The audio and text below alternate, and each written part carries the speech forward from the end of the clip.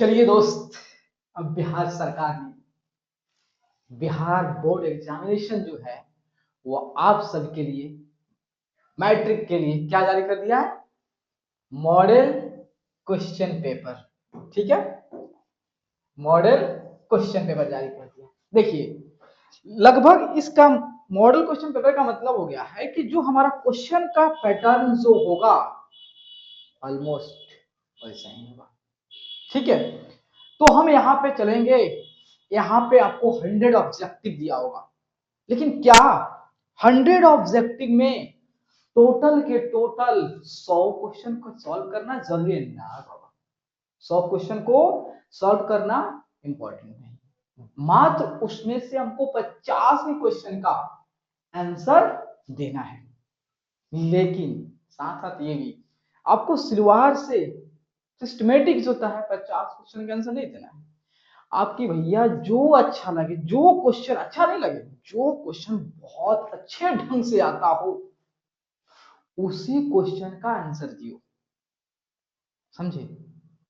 उस मात्र 50 क्वेश्चन का आंसर दीजिए तो नंबर पाइए 50 में 50। तो चलिए ना आपके लिए model paper question paper solve करते हैं। चलिए, तो नेक्स्ट, तो यहां देखिए पहला क्वेश्चन कह रहा है निम्नलिखित में कौन अपरिमेय संख्या है। भैया यहाँ पे क्वेश्चन क्या किया है, कौन ऐसे चारों ऑप्शन में कौन ऐसी संख्या है जो परिमेय नहीं भाई, अपरिमेय है। परिमेय नहीं, अपरिमेय है। तो देख भाई यहाँ पे सब पे क्या लगा है? रूट लगा है। तो इसका मतलब भाई रूट लगा है तो आप जानते हो कि बताओ कब जो है किसी भी संख्या के ऊपर रूट लगा हो तो वो कब परिमेय होता है और कब अपरिमेय होता है। समझ में आया? देखिए, अगर एक सिंपल भाषा में कहूं तो अगर कोई भी संख्या है और उस संख्या के ऊपर रूट लगा है तो वह आपका, अगर वो परफेक्ट स्क्वायर मतलब उसका पूर्ण नंबर, परफेक्ट स्क्वायर या पूर्ण वर्ग कहिए या स्क्वायर नंबर कहिए, अगर वह है, जैसे 21 का स्क्वायर कितना हो 441, 2 का स्क्वायर कितना हो 4, अगर 4 जो है स्क्वायर रूट के अंदर वर्गमूल के अंदर है तो वह क्या है? आपका परिमेय, नहीं तो नहीं। तो यहाँ देखिए 441 जो है ये 21 का स्क्वायर है, या 2601 जो है किसका है? आपका 51 का है। वही 2209 जो है किसका है? 47 का है। इसका मतलब भाई साहब भले ही रूट लगा है लेकिन ये सब क्या है? परिमेय है। लेकिन डी वाले ऑप्शन को देखिए, यहाँ पे भैया लिखा हुआ है √2/100 लिखा हुआ है। थोड़ा सा इसको आप अलग अलग कर सकते हैं, √2/√100। और आप जानते हैं इसको ऐसे कर सकते हो, और ये क्या लिखा √100 मतलब 10 का ये वर्ग है। तो आप देख भाई ये क्या हमारा अपरिमेय है और ये परिमेय है। तो अपरिमेय बटे परिमेय क्या आएगा? अपरिमेय। पढ़े हो? इसका मतलब ऑप्शन आपका डी। कोई दिक्कत नहीं होनी चाहिए। चलिए अब नेक्स्ट, अब कह रहा है यदि यदि दो धनात्मक पूर्णांक के लसा तथा मसा समान हो तो संख्याएं होंगी। मतलब कहने का मतलब है दोस्त, यहाँ पे क्वेश्चन कर रहा है कि भैया बताइए ऐसे कौन से ऐसे दो संख्या है जिसका लसा तथा मसा बराबर, मतलब एलसीएम और एचसीएफ वो दोनों संख्या का बराबर ही होगा। चलिए, तो यहाँ भैया बोला है पहला ऑप्शन में क्या वह दो संख्या जो है अभाज्य होंगे। अभाज्य मतलब क्या होता है भाई? उस संख्या, वह संख्या, सिंपल भाषा में कह रहा हूं, वह संख्या मात्र एक से और उसी से भाग लगे तो मैं क्या अभाज्य। जैसे हम लेते हैं 3 और 5, पहला ऑप्शन तो 3 और 5 ये क्या हमारा अभाज्य संख्या है। अब इसका भाई साहब अगर आप एलसीएम लोगे तो जाहिर सी बात है कितना आएगा? 15। अरे भाई एलसीएम सिखाना सीख सकते हैं इसलिए उस पर ध्यान दीजिए। अगर आप एचसीएफ निकालोगे भैया तो इसकी एचसीएफ कितना आएगा? 1 आएगा। भाई आप बताओ इसकी एलसीएम कितना? 15 और एचसीएफ कितना? 1। क्या 15 1 के बराबर है? नहीं बाबा, नहीं बराबर है। तो इसका मतलब ये नहीं होगा। चलिए अभाज्य, पहले तो पढ़ ले अभाज्य, तो वही बात है अभाज्य और अभाज्य मतलब होता है यहाँ पे एक संख्या नहीं, यहाँ पे दो संख्या। मतलब कौन ऐसे दो संख्या जिसका मतलब उसका एचसीएफ 1 ही हो। कौन ऐसी संख्या है जो मात्र एक से ही भाग लगे? तो देखिए, जैसे मान लेते 9 और 10। देखो ये भले ही आपका 9 जो है एक से भी लग जाए, 3 से भी लग जाए, 9 से भी लग जाए, 10 1 से, 2 से, 5 से, 10, लेकिन भाई साहब हमने बोला ये दोनों संख्या जो है कोई भी एक सेम संख्या से भाग लगना चाहिए। एक के अलावा किसी और संख्या से दोनों नहीं भाग लग सकता है, समझे? देख लीजिए, नहीं लगेगा तो ये क्या हमारा सौभाज्य। चलिए इसका अगर भैया आप एलसीएम लोगे तो ये बी का ऑप्शन है। ये एलसीएम लोगे तो इसकी एलसीएम कितना होगा? 9 गुना 10 मतलब 90 हो जाएगा। और बात रही एचसीएफ का, तो भैया अगर आप एचसीएफ निकालोगे ना तो इसका एचसीएफ 1 ही आएगा, समझे? इसका मतलब यहां भी एलसीएम कितना आया? 90 और एचसीएफ है 90, एक बराबर 90 और एक बराबर नहीं है, इसको छोड़िए। अब चलिए सी, तो सी में जो है बराबर कर है, कोई भी दो बराबर, जैसे 3 3, इसका भैया अगर आप एलसीएम लेते हो तो कितना आएगा? 3 होगा। अगर आप एचसीएफ लोगे निकालोगे तो इसका एचसीएफ भी 3। अच्छा, अगर हम 3 3 ले, 5 5 ले, 7 7 ले, 8 8 ले, 11 11 ले, 1 लाख 1 लाख ले, उस सबका अगर भैया हम एचसीएफ और एलसीएम निकालते हैं तो क्या वही दोनों का एलसीएम और एलसीएम बराबर देगा? हाँ भाई, एलसीएम और एचसीएफ दोनों का बराबर आएगा। ठीक है, इसका मतलब जैसा ये पर्टिकुलर डी पे भी देख लेते हैं। यहाँ पर अगर संयुक्त, संयुक्त क्या होता है कि जिसका ऐसे संख्या है जिसका दो से ज्यादा क्या हो? गुणनखंड हो, समझे? जैसे आपका जो है, जैसे मान लेते हैं आपका आपका जो है 8, यहाँ पे डी यहाँ पे लेते हैं,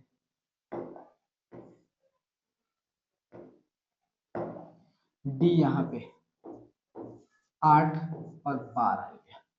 तो भैया इस दो संख्या का अगर आप एलसीएम निकालते हो या एचसीएफ निकालते हो तो इसका अलग अलग आएगा, ठीक है? लेकिन ये कब सेम आएगा? अगर आप 8 8 का निकालते हो या 9 9 आप 8 8 का निकालो या 10 10 का निकालो, तभी मतलब बराबर पे ही, भले ही वो आपका संयुक्त है लेकिन हर केस में संयुक्त थोड़े ही हमारा सही हो पा रहा है, नहीं हो रहा। देखो इसका एलसीएम निकालते हैं कितना होगा? 8 और 12 का इसका एलसीएम, तो एलसीएम 8 और 12 का एलसीएम कितना हो जाएगा आपका? 2 से 4 और ये 6, 2 से जो है 2 और 3, 2 दिन 4 और 2 दिन 4 और 4 दिन 8, 8 से 24 हो गया।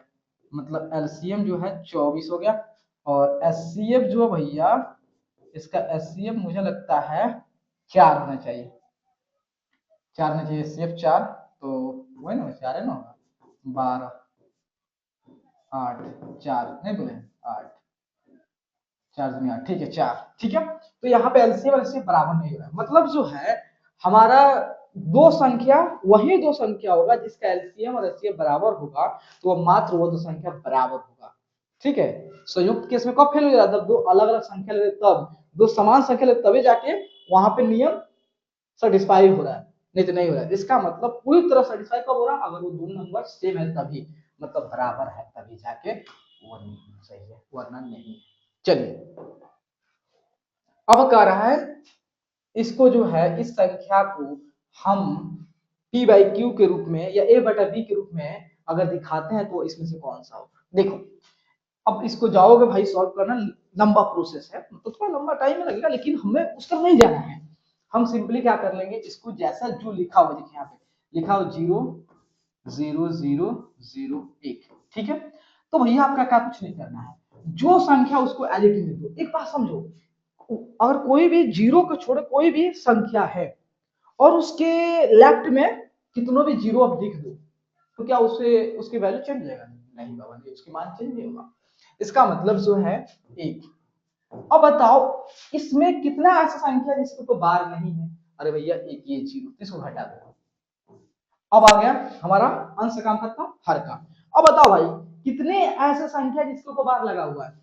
4, तो 4 गुना लिख दो। अब बताओ भाई कितने ऐसी संख्या जिसके ऊपर बार नहीं लगा लेकिन दशमलव के बाद है? कोई नहीं, इसका मतलब कोई नहीं जीरो घटा, आप इसको कोई लिखने की जीरो घटाने की जरूरत नहीं है, इसको ना तो उतना जीरो लिख देते हैं, समझे। तो इसका मतलब आ गया 1/2 3 4। ये वाला ऑप्शन कहाँ है इसमें, ये रहा, कोई दिक्कत नहीं है। चलिए अब कह रहा है किसी पूर्णांक m के लिए विषम संख्या का रूप, मतलब कहने का मतलब दोस्त है, ये क्वेश्चन कह रहा है कि बताइए कौन ऐसा जनरल फॉर्मेट है, इसमें चारों ऑप्शन में से कौन ऐसा जनरल फॉर्मेट है जो हम उस फॉर्मेट पे इवन संख्या रखे या सम संख्या रखे, मतलब सम संख्या या विषम संख्या रखे तो वो हमेशा क्या आ जाए, विषम ही दे। सम संख्या ले तभी विषम ही देगा, अगर विषम संख्या देते हैं विषम संख्या तो विषम संख्या देगा ही करेगा। चलिए तो यहाँ देखिए पहला ऑप्शन एम, तो देखिए हम एम जो है, चलिए 2 लेते हैं, तो एम 2 लिया तो ये तो क्या हो गया हमारा सम हो गया। अगर 3 लेते हैं तो विषम, तो यहाँ पे हमेशा के लिए रूल अप्लाई नहीं हो रहा है, हमेशा का रूल अप्लाई नहीं हो पा रहा है, ठीक है। चलिए अब दूसरा लेते हैं m+1, तो m+1 देखिए अब यहाँ पे जो दोस्त हम m कितना लेते हैं, इसको m को यहाँ पे लिख देते हैं, ठीक है, तो थोड़ा सा इसको थोड़ा सा मिटा देते हैं, ठीक है। तो पहला में जो है हम यहाँ पे m इवन लिखते हैं, इवन m और आपको अच्छा समझ में आएगा,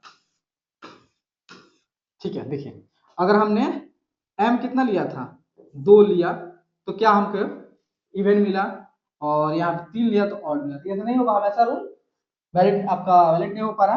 अब चलिए इसके लिए अब अगर हम m के मान कितना ले इवन ले, जैसे 2 ले लिया तो क्या होता है, तो यहाँ देखिए तो आपका m, इसको मिटा दे, तो देखिए हमने क्या लिया m का मान 2, तो 2 + 1 क्या आ गया 3। अरे भैया ये तो हमें क्या मिला विषम मिला, चलो अब m के मान क्या लेते हैं 3 लेते हैं, तब m के मान 3 लेते हैं तब क्या होता है, तो m के मान 3 लेते हैं तो आपका 3 + 1 क्या है 4। देखो भाई अगर हम इस रूप को फॉलो कर रहे हैं, इस रूप को फॉलो कर रहे हैं, तो इसमें m के मान अगर हम इवन ले रहे हैं तो हमें क्या मिल रहा है, मतलब सम ले रहे हैं तो हमको विषम मिल जा रहा है, ठीक है। और जब विषम मिल रहा है तो विषम मिल रहा है, मतलब अलग अलग मिल रहा है, हमेशा विषम नहीं मिल रहा है, इसका मतलब ये भी नहीं होगा। चलिए अब 6m लेते हैं, चलिए अगर m के मान 2 लेते हैं तो क्या होगा 6 × 2 क्या हो गया 12। देखिए हमने सम लिया तो सम मिल गया, ठीक है। और 3 लेते हैं तो देखिए 3। अब यहाँ देखो भाई साहब जब हम इस पैटर्न को फॉलो कर रहे हैं तो हम सम संख्या ले या विषम संख्या ले हमेशा क्या मिल जा रहा है, हमें सम संख्या मिल रहा है, विषम संख्या मिल रहा है, इसका मतलब ये भी नहीं होगा। तो चलिए अब इसको फॉलो करते हैं 6m + 1 को, तो अब यहाँ पे m के मान 2 लेते हैं तो क्या होता है, तो 6 उसके बाद m के मान 2 + 1 कितना हुआ 6 × 12 1 13, ये क्या मिल गया हमको विषम। चलिए 3 लेते हैं तो 6 × 3 + 1 कितना हुआ 18 1 19। एक भाई यहाँ पे देखो, यहाँ पे जब हमने इस पैटर्न को फॉलो किया और इसमें m के मान हमने इवन लिया तो हमें क्या मिला विषम मिला, जब हमने विषम लिया तो हमें विषम मिला। मतलब इस चारों पैटर्न में से, चारों रूपों में से एक पैटर्न हमारा, एक डी पैटर्न एक ऐसा है, आप m के मान जो है आप कोई भी पूर्ण संख्या ले लो, मतलब इवन ले लो, मतलब सम संख्या ले लो या विषम संख्या ले लो, हमेशा वह विषम देगा, हमेशा वह विषम देगा, समझे। तो यही आपका ऑप्शन होगा। चलिए नेक्स्ट। अब कह रहा है यदि a का मान कितना है इतना है, b का मान कितना है इतना है, और c का इतना है, कहता था एलसीएम जो है लसा जो है एबीसी का इतना दिया। क्वेश्चन समझिए क्या कर रहा है, p का मान पता करना है। तो देखिए क्वेश्चन कर रहा भाई साहब हमारे पास 3 संख्या है, एक a है, दूसरा b है, तीसरा c है, हमारे पास कितने संख्या है 3 संख्या है। और भाई साहब इस तीनों संख्या का क्या दिया है, अभाज्य गुणनखंड दिया है, मतलब a का अभाज्य गुणनखंड दिया है इतना a का, उसके बाद b का दिया है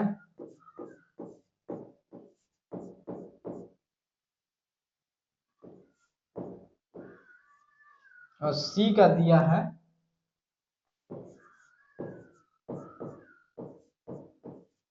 और देखिए भाई साहब यहाँ पे बोला है कि ए बी और सी का जो है एलसीएम जो भैया ये दे रखा है 3 के पावर 4 गुने 5 का पावर 2 और 7 के पावर 4। तो भैया बोल रहा है पी का मान कितना होगा, इसमें पी वाला नहीं लिखेगा, ए के पावर जो 3 के पावर 2 5 के पावर 5, ठीक है, बी में है 3 5 के पावर और 7 के पावर, यहाँ पे पी है, यहाँ पे 7 के पावर पी है, ठीक है, और 3 के पावर सी में 3 के पावर 4 7 के पावर, ठीक है। तो देखो भाई यहाँ समझना क्वेश्चन क्या कर रहा है, देखो आपको समझा रहा हूं, अगर बताइए अगर आपके पास 3 संख्या है, अगर उस 3 संख्या का हमें एलसीएम निकालना हो तो हम क्या करते हैं, तो हम क्या करें, सबसे पहले उस तीनों संख्या का अभाज्य गुणनखंड निकालते हैं और अभाज्य गुणनखंड निकालने के बाद हम क्या करते हैं, तीनों संख्या में देखते हैं जो संख्या हमारा समान समान आता है, सेम सेम आता है, उसमें जो हाईएस्ट पावर होता है उसको तीनों में से जिसका भी हाईएस्ट पावर होता है उसको सिलेक्ट कर लेते हैं और उसके बाद गुणा कर देते हैं, जो गुणा करने के बाद जो है जो आता है हमारा वही हमारा क्या होता है, एलसीएम होता है। तो सारे कहानी हमको यहाँ पे दिया है, ठीक है। तो देखो अगर आप ए में देखोगे तो यहाँ पे 3 के पावर 2 है, यहाँ देखो 3 के पावर 1 है या 3 के पावर 4 है, तो एलसीएम लिखना हो निकालना क्या करेंगे, इसमें हाईएस्ट पावर तो क्या है 4 है, तो 4 वाले को तो लिखा हुआ 3 का पावर 4 लिखा हुआ है, ठीक है। उसके बाद है 5 वाले बारी, यहाँ देखो 5 के पावर 1 है, यहाँ 5 के पावर 2 है और यहाँ पे कुछ नहीं है, तो 5 के पावर भैया क्या है 0 है और 5 के पावर 0 मतलब एक ही है, कोई दिक्कत नहीं है। हाईएस्ट पावर क्या है 5 के पावर 2 है, तो 5 का पावर 2 दे भी किया है। चलिए 7 की बारी है, देखिए 7 के पावर इसमें p है और इसमें नहीं है तो 7 के पावर 0 कर दो ना, और इसमें कुछ नहीं तो 7 के पावर 0 कर दो। अब बताओ हाईएस्ट पावर कितना है, हाईएस्ट पावर कितना है, देखो भाई एक बात समझना, इसमें 7 के पावर 0 आपको दिख रहा है, इसमें 7 के पावर 0 दिख रहा है, इसमें 7 के पावर क्या दिख रहा है, p दिख रहा है, क्या दिख रहा है, p दिख रहा है। इसका मतलब भाई साहब ये तो होगा नहीं, ये तो होगा नहीं, इसका मतलब 7 के पावर p ही हमारा हाईएस्ट पावर होगा, है कि नहीं है, ठीक है। तो इसका मतलब भैया ये p जो है, ये p जो क्या हो जाएगा 4 हो जाएगा, क्योंकि 7 के पावर 4 दिया है तो यहाँ पे 4 लोगे, 4 ही जो है 0 से भैया और 0 से बड़ा है कि नहीं है। इसका मतलब जो है यहाँ p के मान कितना हो जाएगा आपका 4 हो जाएगा। तो where is four in the option D, समझे, इस तरह सॉल्व करते हैं। चलिए अब कह रहा है इस संख्या का परिमेय कारी गुणक कौन सा है, मतलब परिमेय कारी गुणक मतलब सिंपल भाषा में कहूं कि भैया बताओ कि ये जो संख्या दिया हुआ है, ये संख्या, इसमें ऐसा कौन से संख्या से अपन ने गुना करेगा कि ये जो है अपरिमेय से परिमेय हो जाए, क्या हो जाए, अपरिमेय से परिमेय हो जाए। तो हम क्या करेंगे, तो इसको समझेंगे थोड़ा इस तरह, देखिए तो यहाँ देखिए नॉनो आकाश ऐसे, अरे भाई एक बात बताओ, सुनो सुनो सुनो सुनो सुनो, यहाँ पे 2 गुण 9 है ना, अगर एक और 9 इसके अंदर होता तो ये क्या हो जाता है, क्या हो जाता है, परिमेय होता है। इसका मतलब जो है अगर इसको जो है एक और 9 से गुना कर दी तो काम बन गया, हुआ कि नहीं हो गया। तो इसका मतलब ये क्या लिखा हुआ है, ऐसे लिखा हुआ है आपका 9 गुना 9 गुना 9, अब देखो 9 निकल ही जाएगा, इसका मतलब जो है यही हमारा क्या है आपका परिमेय कारी गुणक है। तो ये कहां दिख रहा है, तो ये आपका दिख रहा है ये सी, ठीक है। चलिए आगे, अब यहां देखिए 7 नंबर में, 7 नंबर में करे दोस्त कि ये जो संख्या, ये जो हमारा क्या है संख्या कहिए या आप कह सकते हैं अलजेब्रिक एक्सप्रेशन कह सकते हैं, ठीक है, कुछ भी कह सकते हैं, ये हमारा दो संख्या ये तथा ये, ठीक है। का मस का मस इसमें से कौन सा है, और एक्स और वाई हमारा अभाज्य संख्या। कहने का मतलब देखो यहाँ पे जो है आपको तीन बीजीय व्यंजक दिया हुआ है, मतलब अलजेब्रिक एक्सप्रेशन दिया है, तीन अलजेब्रिक एक्सप्रेशन दिया है। कौन कौन दिया है, यहाँ देखिए एक दिया है 36 एक्स के पावर जो है 5 वाई के पावर 2, उसके बाद होता है 54 एक्स के पावर 4 वाई के पावर 3, और तीसरा जो है 90 एक्स के पावर 6 और इसके बाद वाई के पावर 4। ये तीन संख्या आपका है, तीन बीजीय आपका क्या है, व्यंजक है। तो कह रहा है कि इसको बताइए इसमें चारों ऑप्शन में से कौन से जो ऑप्शन है वो सबसे वो कौन है, सबसे वो बड़ा ऑप्शन है जो चारों तीनों को पूर्ण रूप से भाग दे। मतलब सबसे बड़ा मतलब क्या हो गया, मस, अरे यार सिंपल भाषा में कहें तो मस कहो या सबसे बड़ी संख्या कहो। तो देखो इसका निकालने का मतलब है सिंपली आप क्या करो, 36 का 54 का और 90 का क्या निकाल दो, एचसीएफ निकालो। तो भैया 36 54 और 90 का एचसीएफ निकालोगे ना भाई साहब, तो यहाँ देखिए अगर आप 36 का 54 का जो है और 90 का अगर भैया आप एचसीएफ निकालने चाहते हो तो इसका एचसीएफ जो हमको लगता है 18, क्योंकि 18 सभी से कट जाएगा, समझिए। तो 18 18 तो एक ही आई हमारा जाहिर से लगता है ए ऑप्शन सही होगा। चलिए उसके बाद देखिए ये देखते हैं 18, तो यहाँ देखो भाई x के पावर 4 से और यहाँ पर 18 x के पावर 4 और y के पावर 2 से करते हो तो जाहिर सी बात है ये डिवाइड हो जाएगा, ये भी डिवाइड हो जाएगा, ये भी डिवाइड, इसका मतलब यही यही। लेकिन इससे करने जाओगे 36 इसका 36 तो होगा नहीं, 90 तो होगा नहीं, 180 होगा नहीं, इसका मतलब जो है ये ही, इसको थोड़ा मिटा दे, ये जो है ये जो ऑप्शन जो है इसमें जो हमारा बीजीय व्यंजक दिया हुआ है यही वो बीजीय व्यंजक है जो तीनों संख्या को पूर्ण रूप से विभाजित, देखो पूर्ण सभी विभाजित कर देंगे, लेकिन जाहिर सी बात है आपका ये वो सबसे बड़ी संख्या, ये सबसे बड़ा संख्या है जो तीनों डिवाइड कर देगा।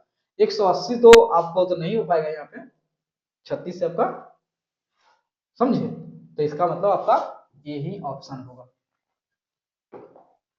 अब देखिए यहाँ करें यदि इस संख्या का जो है अभाज्य गुणनखंड ये दिया हुआ है तो p plus Q minus R का मान निकालना है। तो यहाँ देखिए आपका दिया है 1440 दिया है, ठीक है 1440 दिया, और आपका लिखा है कुछ 2 के पावर p गुना 3 के पावर q और 5 के पावर r, और आपको क्या करना है p plus Q minus R का मान निकालना है। तो देखिए यहाँ समझिएगा, तो ये क्या दिया, अभाज्य गुणनखंड दिया, तो चलते इसका अभाज्य गुणनखंड निकालते हैं। तो 2 से जो है 7 2 0, 2 से 36, 2 से 18 0, 2 से 90, फिर 2 से जो है 45, फिर 3 से 15,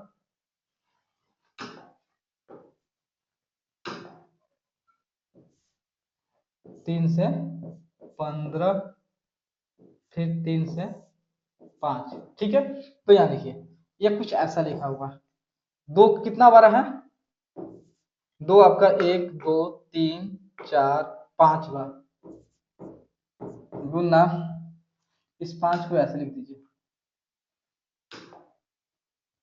2 के पावर जो है, ठीक है।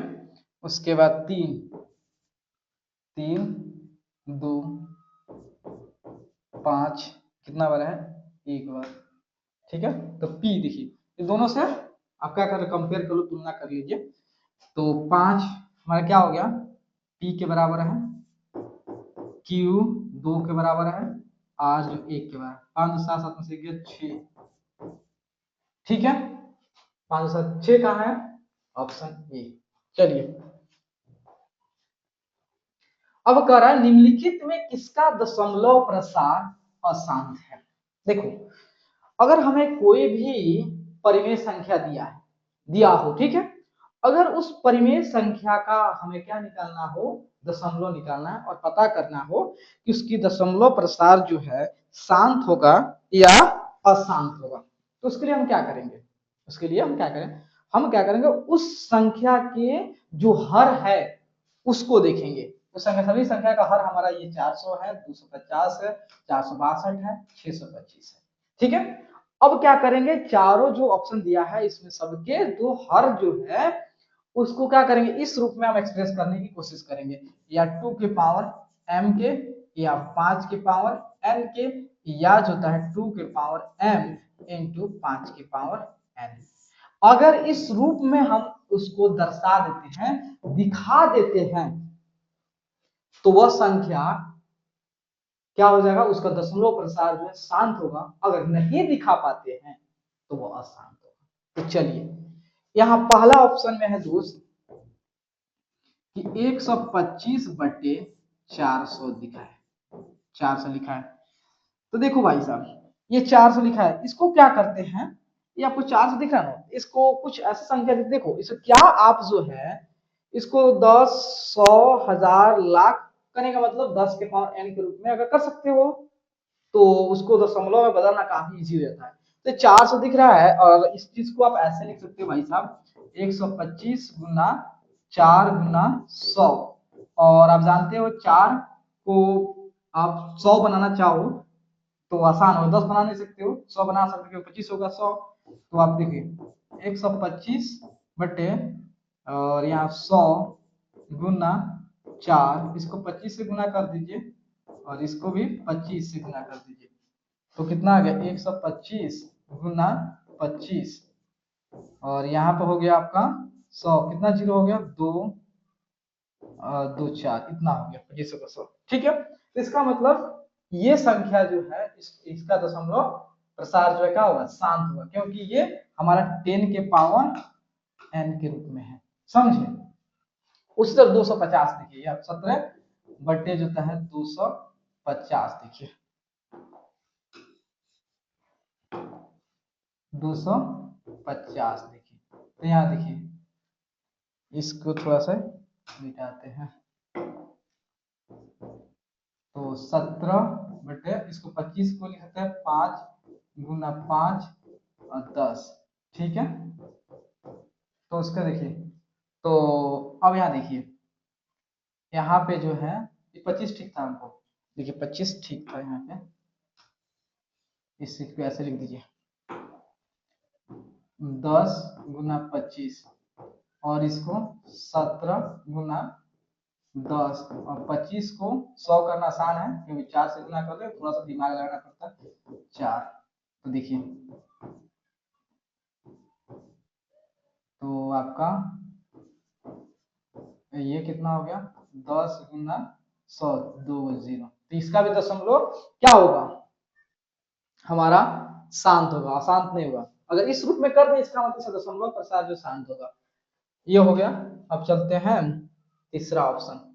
देखिए, ये भी इसको भी कर सकते हो, ये भी कर सकते हो, लेकिन 462 करने जाओगे तो नहीं होगा। आप कर देखना, कभी भी वह नहीं हो पाएगा इस रूप में, इस रूप में नहीं हो पाएगा। मतलब जो है उसका जो है, ये जो है आपका, ये जो है आपका इस रूप में नहीं आ पाएगा। या इसको जो है कहना चाहूं तो इसके दशमलव को आप इस रूप में करना चाहे तो ये हो गया, किधर गया, इसको और छोटा और मैं तोड़ दूं। ठीक है, तो इसका दशमलव सी में इसका दशमलव प्रसार जो है क्या होगा, अशांत होगा। क्यों, क्योंकि इसके जो हर को जो है आप अभाज्य गुणनखंड निकालोगे तो उसमें जो है क्या आएगा, आपको जो है 2 और 5 के अलावा कोई और भी आएगा। देखिए, केवल 2 और 5 नहीं आएगा 462 का।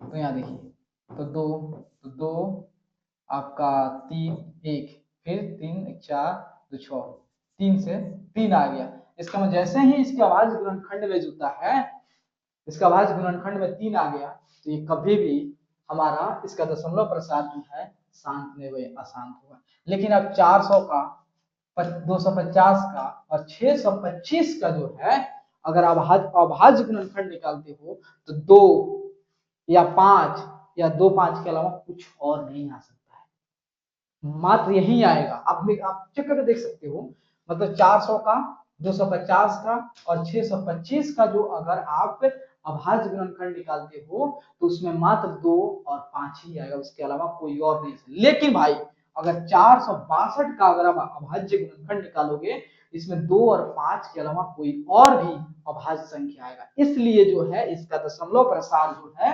अशांत होगा। समझे? तो चलिए अब यहाँ पे कह रहे हैं यदि n एक प्राकृत संख्या है, n क्या एक प्राकृत संख्या है, तो ये संख्या स्वतः किससे विभाजित होगा। तो यहाँ देखिए आपको मैं बता रहा हूं, वो यहाँ पे क्या लिखा हुआ ऐसे है, ठीक है। तो एक बात समझा रहा हूं, अगर कोई भी संख्या आपको ऐसे दिखे a के पावर 2n माइनस b के पावर 2n ऐसा दिखे, तो वह संख्या हमेशा जो है a माइनस b से, a प्लस b से और a इंटू b से विभाजित होगा, सदैव विभाजित होगा, ठीक है। तो यहाँ देखिए, तो यहाँ पे a हमारा क्या हो गया 9 हो गया और 4 हमारा क्या हो गया b हो गया।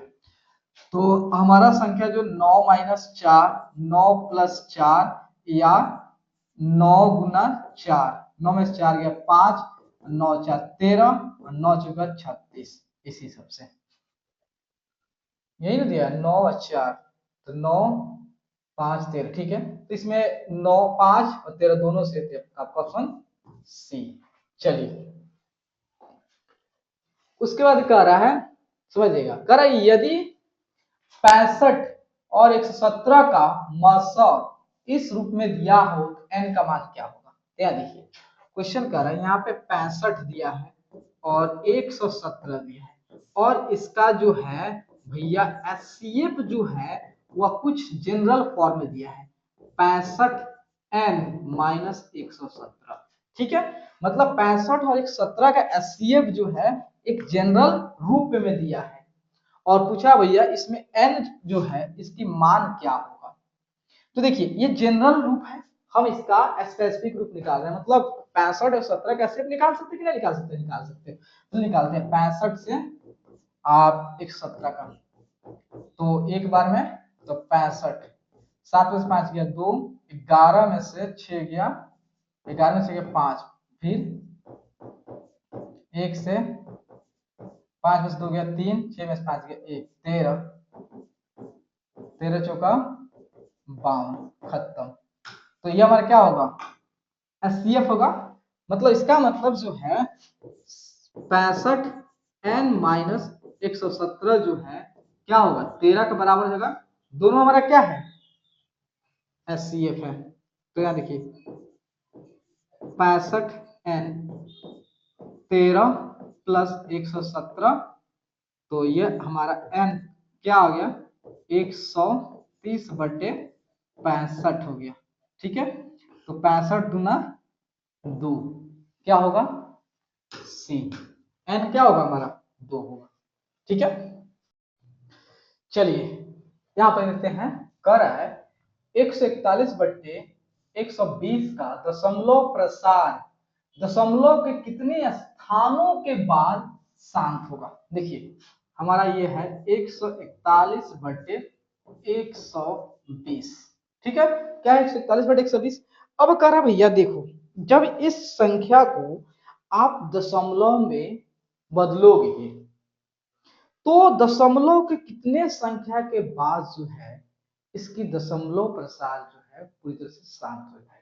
तो यहाँ देखिए, तो हम क्या करते हैं इसको तो कट पिट करते हैं, तो 3 चौके 12 और 3 चौका 12 और 7 का 21, तो ये आपका होगा 47/40 हो गया। और इस चीज को लिख सकते हैं 47 गुना 40 को लिख सकते हैं आप 10 चौका 40, और यहाँ देखिए 47 10 40 को लिखते हैं यहाँ पे 4 4 को हम क्या करते हैं, और आप सब जानते हो किसी भी संख्या के अगर उसके हर जो है 10 100 1000 1000 लाख करोड़ ऐसा हो तो उसको दशमलव में कन्वर्ट करना काफी इजी हो जाता है ना। तो हम क्या क्वेश्चन बना रहे हैं, इसको भी हम क्या कर देते हैं 25 से गुना, तो इसको भी 25 से गुना कर देते हैं, तो यह हमारा होगा 10 गुना 25 चौका 100, और 47 गुना 25 कितना होता है, तो 47 गुना 25, तो यहाँ पे कैलकुलेटर है ना जी, कैलकुलेटर है ना, तो चलिए सैतालीस गुने 25 कितना? 1175। 1175 हो गया। ठीक है, यहाँ लिखिए 1175 हो गया। ठीक है, तो इसको देखिए 1175/3। अभी देखो इसको दशमलव में करना है, तो कितने 03 कितने? आपका दशमलव का होगा, आप राइट से लेफ्ट इधर आओगे, कितना अंक? 3 अंक, 1 2 3, मतलब आपका दशमलव यहाँ पड़ेगा। मतलब दशमलव कितने बाद आपका खत्म हो गया? 3। सी, समझे? चलिए अब कह रहा है बहुपद px और qx का मौसा ये है, तो px और qx कौन हो सकते हैं? कह रहा है देखो, एक आपका है px है, दूसरा है आपका qx है। ठीक है, और px और qx का जो HCF है मेरे प्यारे, वो कितना है? 6x - 9। इसको और थोड़ा सा करते हैं, तो इसमें 3 कॉमन कर लेते हैं, तो 2x - 3 ये आ गया, ये रूप आ गया। अब कह रहा है भाई ये जानते हो क्या है? ये आपका क्या है? ये आपका HCF है, HCF है। ठीक है, HCF है। तो कह रहा है कि इसमें से कौन ऐसे दो संख्या है जिसका ये HCF हो सकता है? तो चलिए, तो हम क्या करते हैं, सभी संख्या को इससे भाग करेंगे, जो पूर्ण रूप से भाग हो जाएगा वो संख्या होगा। चलिए, तो देखिए यहाँ पे 3 है, तो 3 जो है आपका इस संख्या से पूर्ण रूप से भाग नहीं लग पाएगा, तो इसकी गोली मारिए। जब इसमें आओगे बी में, तो बी भी यहाँ पे 3 है, ये भी भाग नहीं लग पाएगा, तो ये भी नहीं, इसको भी गोली मारिए, ये भी नहीं हो पाएगा। उसके बाद आइए 3 ये डी पर, तो 2x - 3 दिया है, तो ये भैया इससे तो हो जाएगा, लेकिन यहाँ प्लस दिया है तो इससे होगा नहीं। ठीक है, तो डी आइए, तो डी जो है ये आपका ऐसे लिखा हुआ है 3 आपका 2x - 3, एक्स स्क्वायर का मतलब यहाँ देखिए ऐसे लिखा हुआ, और 6 2x - 3, तो यहाँ देखिए, तो यहाँ देखिए, तो इसको लिख सकते हैं 3 2x - 3 2x - 3, और यहाँ 6 2x - 3। देख भाई, अगर आप इससे भी सबको भाग करते हो, देखो हम करते हैं 3 से 2x - 3, तो खत्म। इससे करोगे 3 × 2x - 3 से, तो ये 2 बार में खत्म पूरा तरह से, लेकिन ये सब नहीं कट रहा था, इसका मतलब इस दोनों संख्या का आपका मात्रा है, समझे? चलिए, अब कह रहे निम्नलिखित में से कौन बीजीय व्यंजक बहुपद है? अब देखिए बात समझिए, कोई भी बीजीय व्यंजक कब वो बहुपद होता है? देखिए, अगर वह आपका इस तरह का हो कोई व्यंजक, a0 x⁻0 plus a1 x⁻1 a2 x⁻2 plus an-1 x⁻n-1 plus an x⁻n, जहां पे अब आपका a0 a1 a2 an-1 an क्या होना चाहिए? वास्तविक संख्या, और जो वेरिएबल जो हमारा चर उसके पावर जो है वो क्या होना चाहिए? आपका पूर्ण संख्या होना चाहिए। ठीक है, मतलब कहने का मतलब जो है ये सभी जो है आपका क्या होना चाहिए? पूर्ण, आपका पूर्ण संख्या। तो यहाँ देखिए, ये तो आपको दिख रहा है, ये आपका क्या है? बहुपद है। यहाँ पे हमको थोड़ा लुच्चा लग रहा है, इसे छोड़ देते हैं।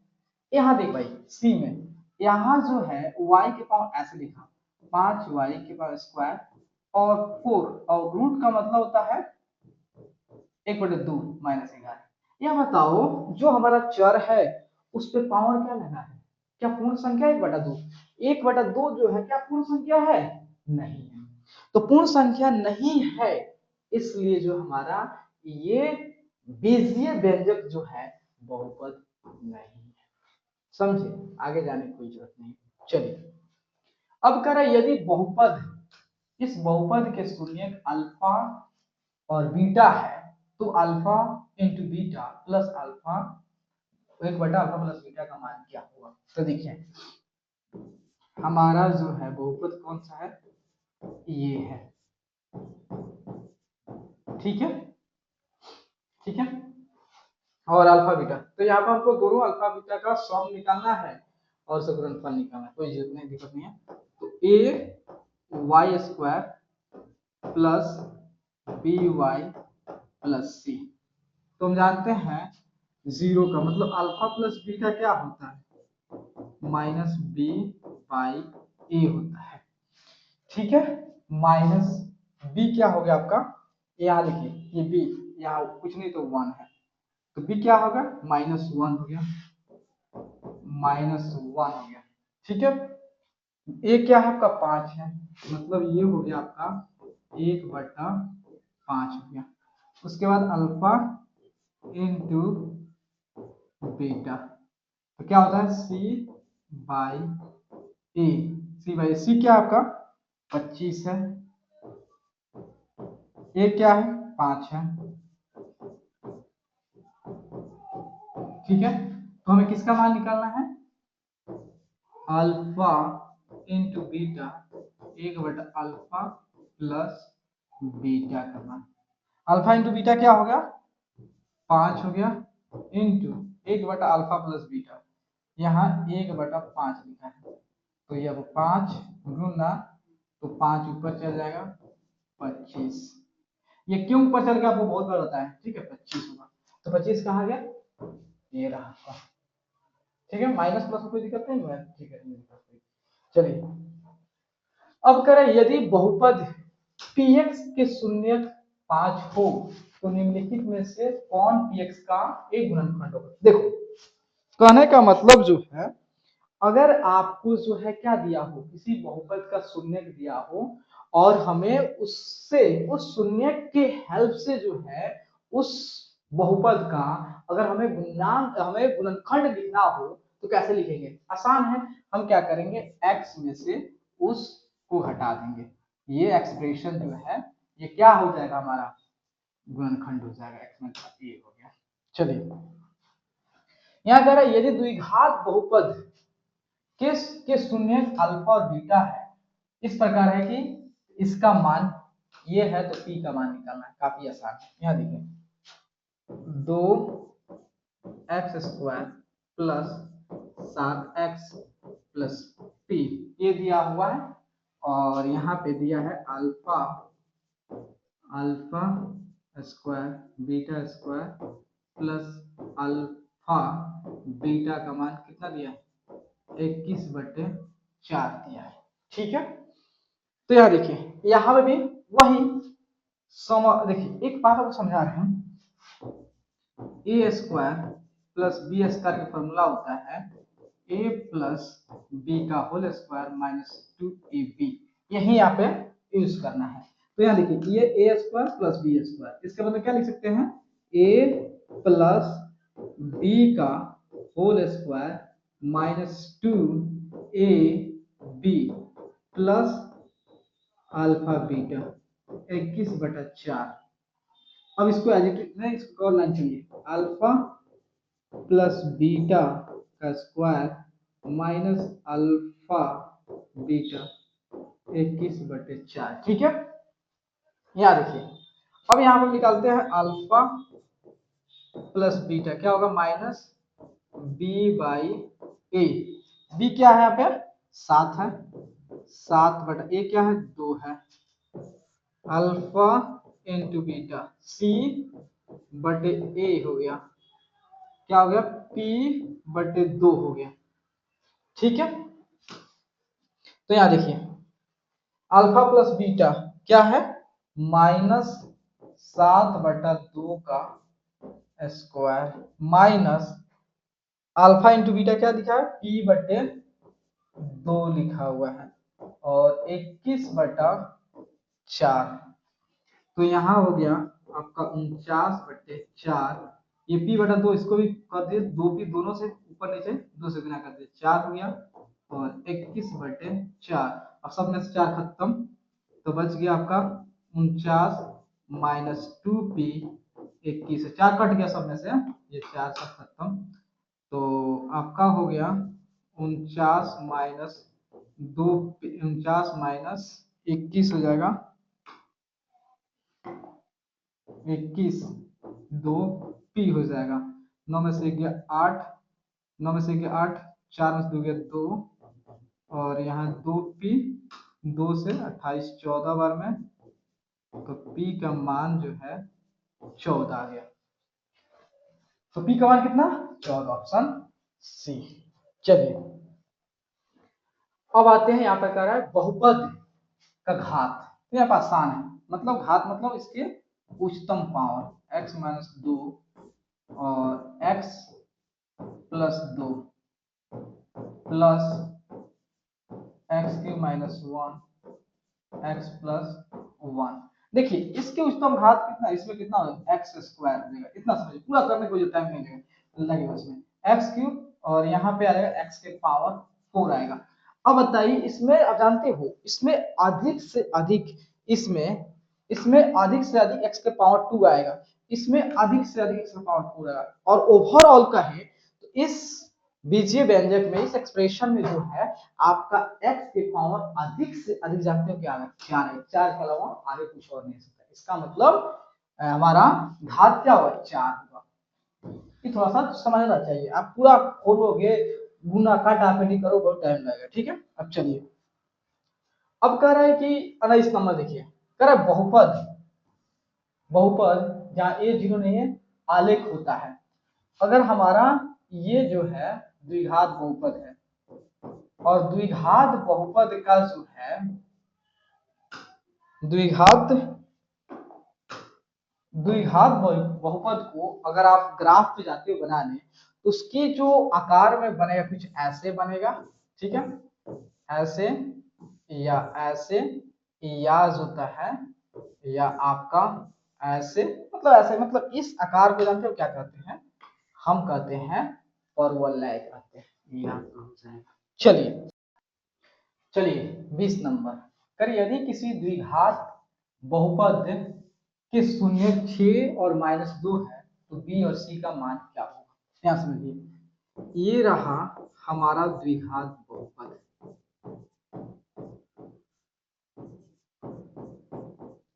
ठीक है, और इसके अल्फा शून्य, अल्फा और बीटा का मान रहा 6 और माइनस 2, तो बी और सी का मान, तो देखिए आप जानते हो जब शून्य का योग कितना होता है? माइनस बी बटे ए, तो दोनों को जोड़ दो, 6 प्लस माइनस 2, और बी कितना इसमें है? तो बी, ए कितना इसमें? 1, तो 6 में से 2 गया 4, तो बी का मान हमारा क्या हो गया?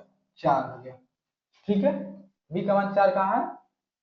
इसको रख दो अभी, चलो अब आते हैं अल्फा इंटू बीटा का, क्या होता है? सी बटे ए होता है, तो अल्फा क्या है इसमें? 6 गुना 2 माइनस 2 सी, आपका सी, ए कितना है? 1 है, तो सी का मान माइनस 12, तो आपका बी और सी, तो बी और सी का मान जो है 4 और माइनस 12 होगा, कहाँ पे है?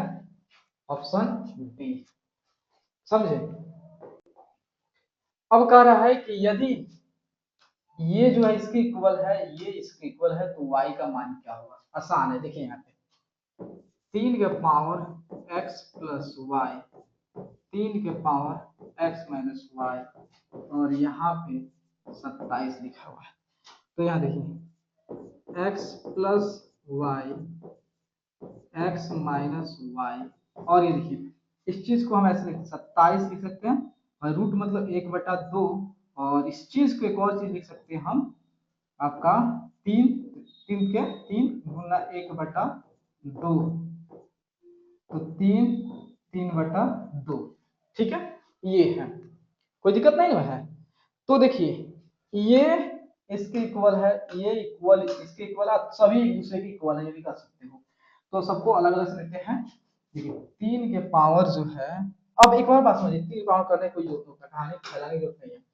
यहाँ देखिए ये सबके जो आधार जो है समान है, इसके भी 3 है, इसके भी 3 है, इसके भी 3 है, तो इसका मतलब सबके घात आपस में बराबर होंगे। तो कहने का मतलब जो है x प्लस जो है y कितना हो जाएगा 3/2, और उसके बाद x माइनस वाई ये भी हो जाएगा 3/2 के। हमें y का मान निकालना है, तो x को काट देंगे, तो यहाँ पे माइनस प्लस माइनस तो खत्म 2y, और यहाँ बचे कितना 0, तो y के मान 0 होगा। ठीक है, कहाँ है समझे। चलिए अब कह रहा है यदि ये रेखाएं और ये रेखाएं जो समानांतर है तो k का मान क्या होगा। देखिए हमारे पास दो समीकरण दिया है, ये है 5x प्लस के वाई बराबर 8 है, दूसरा जो है आपका 15x प्लस 6y बराबर 40 है। ठीक है, तो हमें क्या निकालना है, इसके के का मान निकालना है, मतलब ये वाला के इसके मान निकालना है। तो इसको इसका जनरल रूप लिखते हैं, तो ये हो गया ax हो गया, a1 लिख लीजिए, ये b1 y हो गया प्लस जो है c1, इसको ऐसे फिर c1 को उधर शिफ्ट करना पड़ेगा ना, तो इसको मिटाइए, आपको समझा रहा हूँ क्यों। देखिए इसको यहाँ पे लिखिए, इसको हटाइए, मैं आपको समझा रहा हूँ। देखिए तो 5x प्लस 6 इसको अब -8 लिख दीजिए, यहाँ पे आगे 0 हो गया। ठीक है, अब यहाँ देखिए, अब आपको लिखना है a1x plus b1y plus c1 0। ठीक है, और यहाँ पे देखिए तो 15x प्लस 6y माइनस 40 0 हो गया। ठीक है, तो यहाँ देखिए ये आपका हो गया a2x plus b2y plus c2 0 हो गया।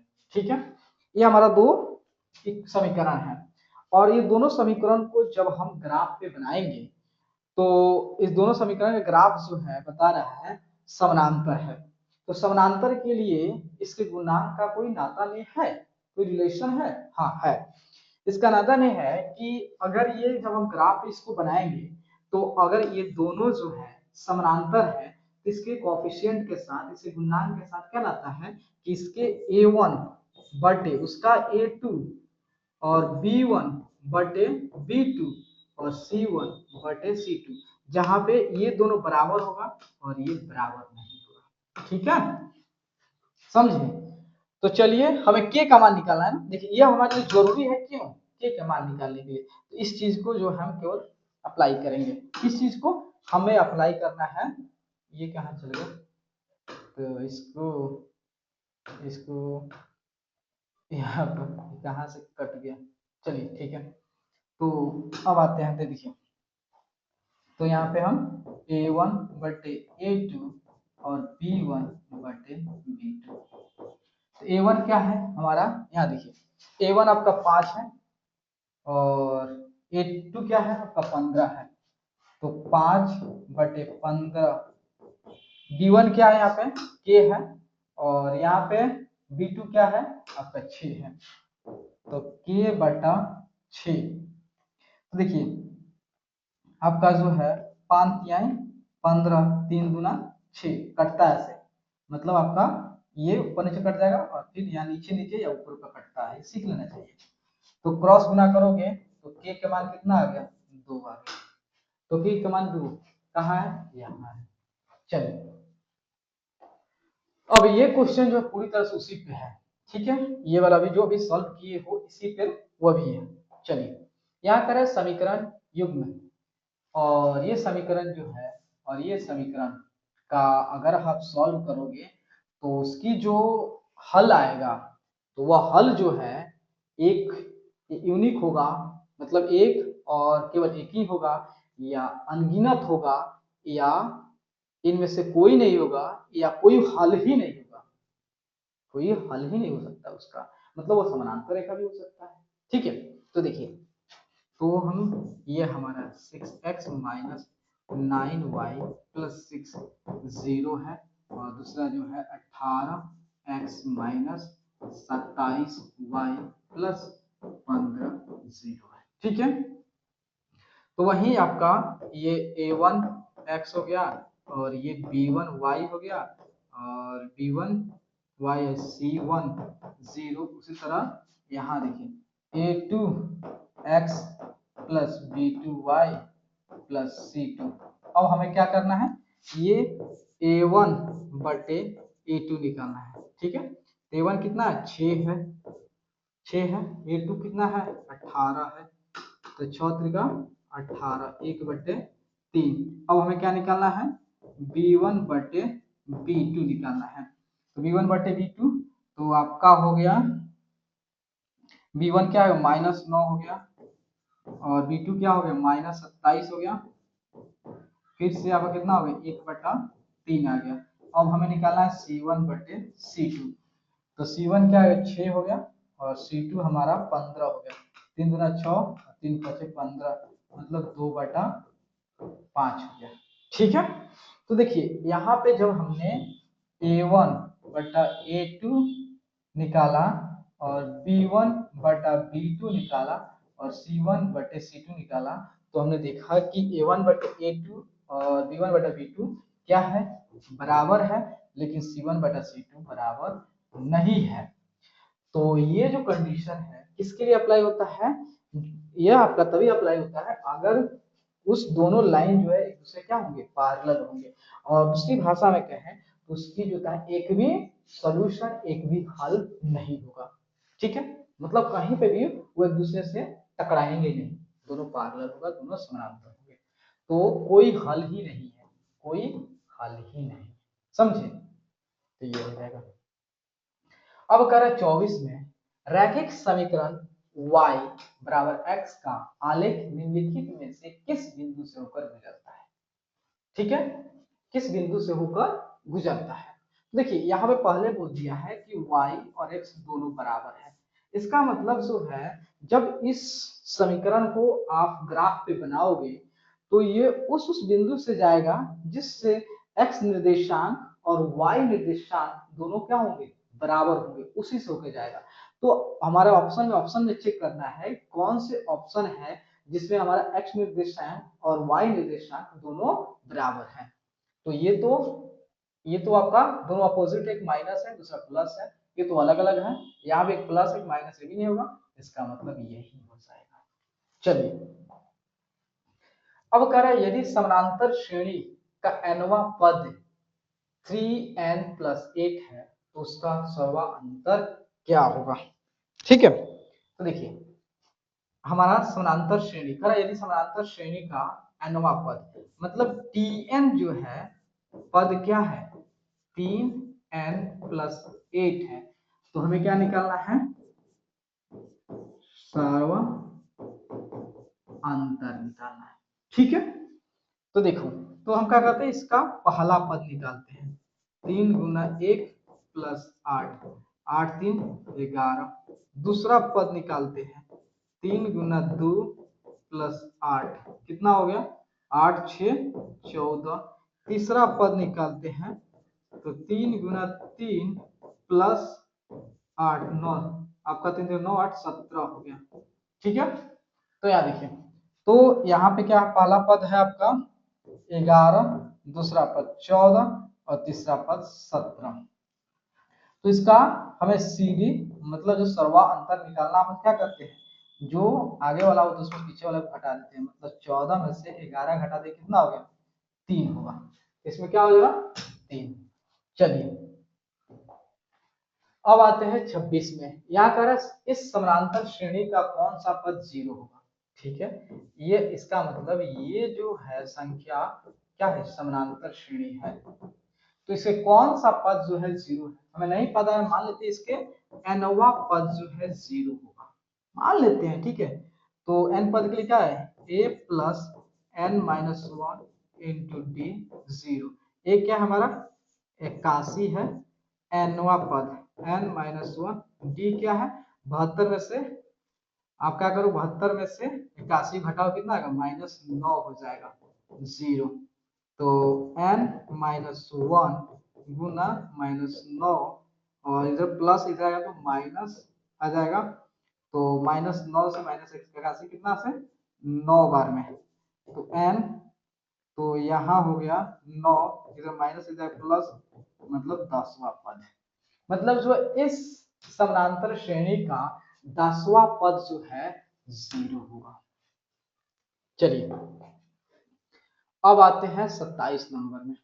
कह रहा है कि यदि एपी का 17वां पद 11वां पद से 36 अधिक है तो सवा अंतर का मान क्या होगा। देखिए अब 17वां पद है, मतलब ये हमारा 17वां पद है और ये हमारा जो है 11वां पद है, और इस 17वां पद जो है 11वां पद से कितना ज्यादा है, ये आपका 36 ज्यादा है। तो इसमें से 36 घटा दो तो, या इसमें 36 जोड़ दो तो दोनों बराबर हो जाएंगे। ये बताइए, ये हमारा 17वां पद है और ये हमारा 11वां पद है, ठीक है।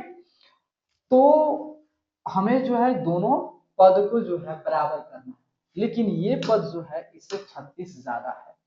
तो 36 ज्यादा है तो इसमें 36 घटा दो तो, या 36 में जोड़ दो तो, ठीक है। तो हम चलते हैं इसमें 36 घटा देते हैं या इसमें 36 जोड़ देते हैं, तो दोनों अब क्या हो गया, बराबर हो गया। तो क्या, तो a प्लस आपका ये 17 हुआ, 17 का लिख सकते हो क्या, 16d आएगा ना सॉल्व करके। तो जब भी निकालना होता है a प्लस क्या लिखते हो, n माइनस 1 इंटू डी। तो a हो गया, कौवा पद बोला 17 हुआ, तो 17 में से 1 गया d, तो कितना हो गया a प्लस 16d। यही सॉल्व करते हैं, सही ना, हो गया कि नहीं हो गया।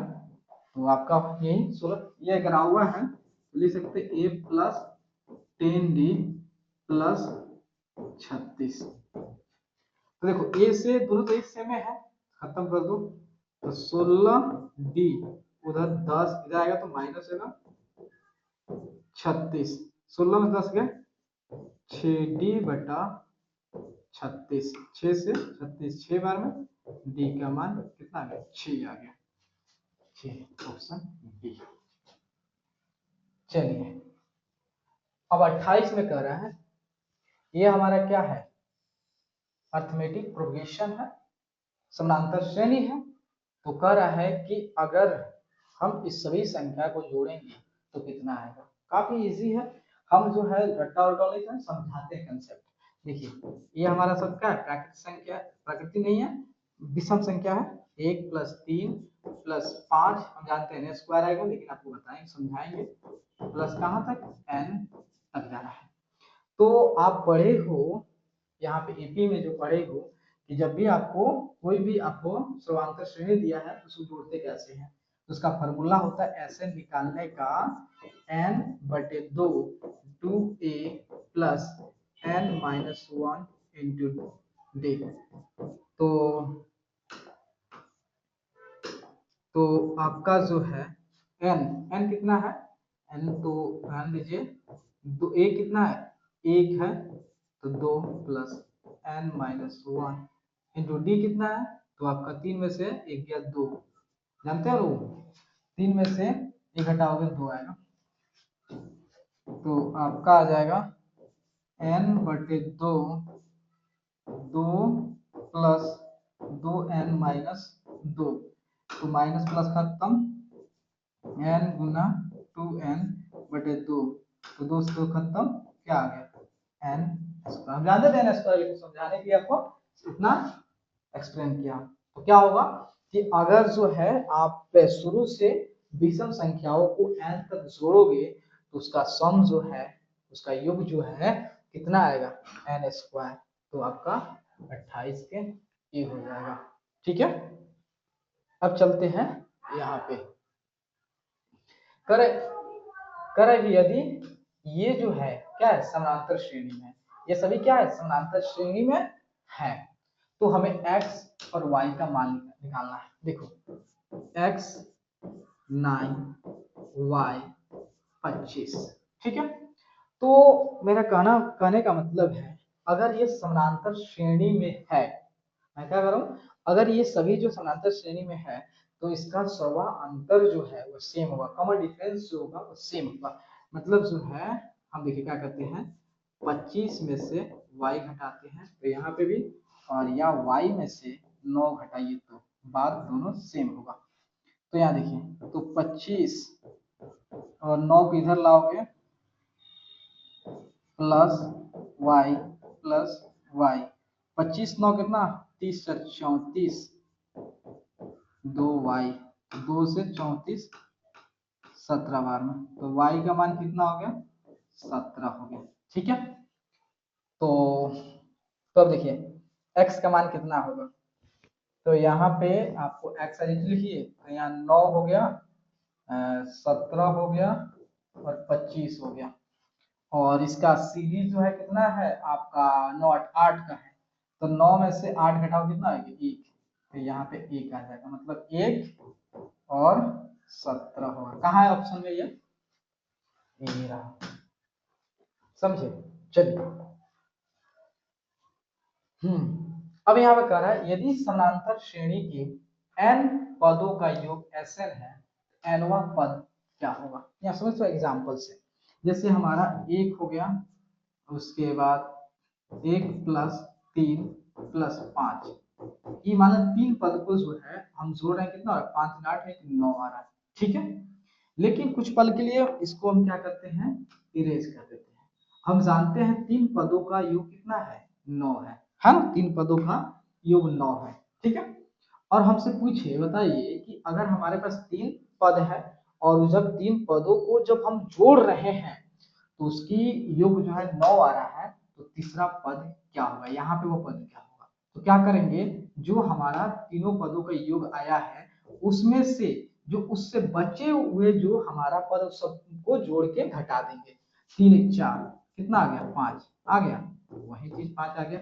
वही चीज यही कह रहा है कि अगर हमारे पास n नंबर क्या है, टर्म है, पद है, तो कह रहा है कि अगर सबको हम जोड़ रहे हैं तो हमें क्या मिल रहा है, Sn मिल रहा है। ठीक है, तो उस वहां पे जो हमारा संख्या है nवा पद पे वह क्या है, तो सबसे पहले हम क्या कर लेंगे, सबको जोड़ देंगे। ठीक है, जोड़ने के बाद उसमें से उसको छोड़ के, जहां सब n तक जोड़ दिए हैं उसके बाद वहां छोड़ के सिर्फ उस nवें पद में जो डिजिट है, जो अंक है, उसको छोड़ के बाकी पीछे वाला क्या हो जाएगा, वो उसको दिखाने का क्या करें n Sn -1, और उसके बाद इसको देखिए हमारा जो है टोटल n तक जो हमारा संख्या है उसको हमने जोड़ा तो Sn आया, और उससे पीछे उस लास्ट को छोड़ के बाकी सबको जोड़े तो Sn -1 आया, और जब इसको घटा देंगे Sn में से हमको क्या मिल जाएगा, n Tn, हमारा Tn मिल जाएगा। मतलब उस n प्लेस पे जो होता है, जो हमारा संख्या है वह आपका n प्लेस जो है n लिख दीजिए, जो आपके n पे जो संख्या है, nवें पद पे Tn पे जो संख्या है वह आपको मालूम चल जाएगा। समझे, तो कौन सा होगा, सी होगा। अब आते हैं यहाँ पे, देखिए कह रहा है कि समानांतर श्रेणी, ये समानांतर श्रेणी है तो इसका अगला पद क्या होगा, तो इसको समझिएगा। ये आपका √7 है, √28 है, और यहाँ पे 63 है। तो यहाँ देखिए ये लिखा हुआ कुछ ऐसा 7, उसके बाद जो है आपका लिखा हुआ है तो 7 गुना 4 लिखा है, और ये जो है 7 गुना 3, 7 गुना कितना लिखा है 7 चौका 28, ठीक है 28 3 तिका 9 9 63, ठीक है। उसके बाद यहाँ देखिए अब तो समझिएगा, यहाँ पे क्या था हमारा, तो कलर चेंज कर ले क्या, ठीक है। तो यहाँ देखिए, तो यहाँ पे हमारा 7 हो गया, और यहाँ देखिए तो इस चीज को ऐसे लिख सकते हो 7 गुना 2 गुना 2, और इस चीज को लिख सकते हो 7 गुना 3 गुना 3। तो यहाँ पे जो है आपका 7 आ गया, तो इसमें से जोड़ा दिख बाहर चलाएगा, 2√7 हो गया, इसमें 3 बाहर चलाएगा। तो यहाँ देखिए ये आपका कैसे दिख रहा है, यहाँ कुछ नहीं तो 1, ठीक है, और कलर चेंज करना था मुझे, इसका कलर चेंज करना था, ठीक है। तो यहाँ कुछ नहीं तो 1, ठीक है। तो देखिए 1√7, ये 2√7, और ये 3√7, ठीक है। तो अगला क्या हो जाएगा 4 √7 ये आएगा। तो इसको हमारा इस फॉर्म में तो नहीं दिया है, तो यहाँ देखिए दिया है ऐसे लिखा हुआ।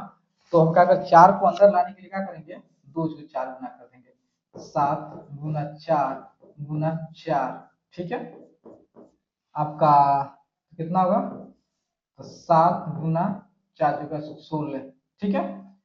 तो आपका कितना होगा 16 गुना 7, 7 छक 42 और 7 4 11, 112 कहाँ, आपका ऑप्शन सी हो जाएगा।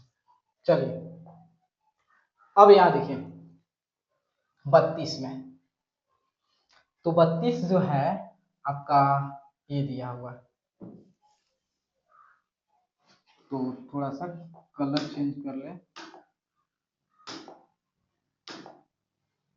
तो यहाँ 6 कलर हम चेंज करें किसका हो जा रहा है किसका,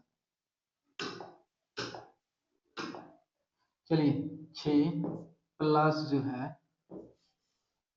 6 प्लस 6, ठीक है। अब इसका मान निकालना है, ठीक है। तो काफी इजी है, कैसे करेंगे, तो हम सबसे पहले क्या कर लेते हैं, इसको y के बराबर मान लेते हैं। तो y बराबर जो है इसको देखिए, तो इसे थोड़ा कलर चेंज कर इसको रख लीजिए। तो यहाँ पे हम लिखते हैं 6 प्लस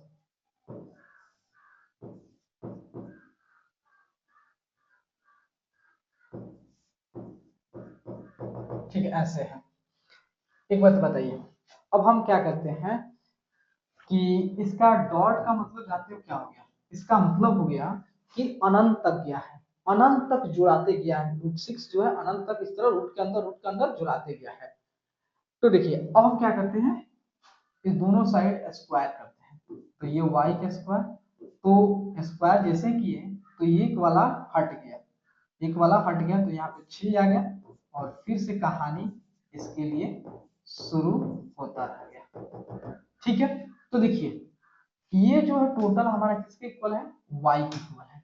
लेकिन देखिए इतना थोड़ी जरूरी है कि ये कहाँ तक ऐड हो रहा है, अनंत तक इसको सोच ही नहीं सकते हो कहाँ तक ये ऐड हो रहा है, इसके बारे में कोई कल्पना नहीं कर सकते कहाँ तक ऐड हो रहा है। तो हम क्या कर रहे हैं, इसको भी जो है लगभग में ये भी किसके बराबर हो गया, y के ही बराबर हो गया, ठीक है। क्योंकि इसमें और इसमें कोई अंतर नहीं है, क्योंकि इसमें जो एक और 6 ऐड कर दो तो कोई आपका आंसर ना फ्लक्चुएट नहीं करेगा, मतलब सेम ही आएगा, मतलब ये दोनों बराबर हो जाएंगे, तो y तो 6 प्लस ये भी y के बराबर ऑलमोस्ट लगभग में मान लीजिए, ठीक है। तो देखिए वाई स्क्वायर माइनस 6y, यहाँ पे 6y थोड़े होगा, तो यहाँ पे y माइनस 6 इक्वल टू 0।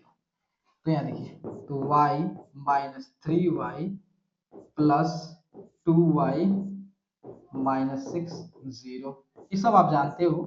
तो y minus 3 plus 2 y minus 3 0, इसका मतलब आप कर लें खुद, y का मान 3 आया और एक y का मान जो है कितना आया, y का मान -2। देखिए रूट के अंदर जो होता है माइनस होगा नहीं, आपका कोई भी वास्तविक संख्या नहीं मिलेगा, इसलिए y का मान कितना होगा 3, तो y का मान 3 का है, ऑप्शन ए हो गया।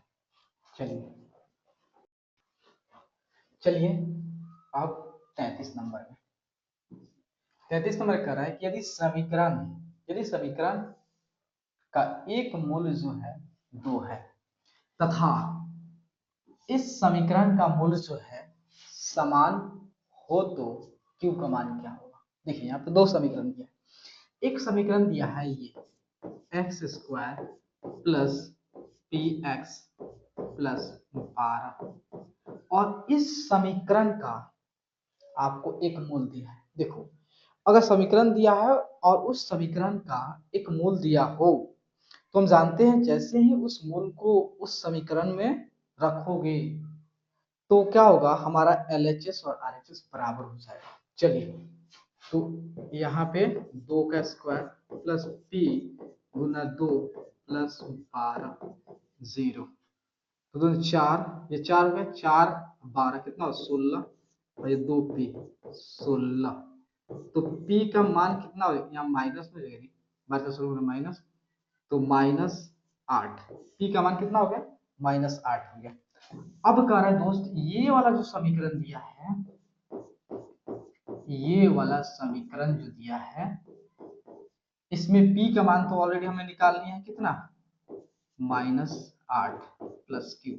लेकिन इस समीकरण का जो हमारा मूल्य होगा वह दोनों मूल्य बराबर होगा।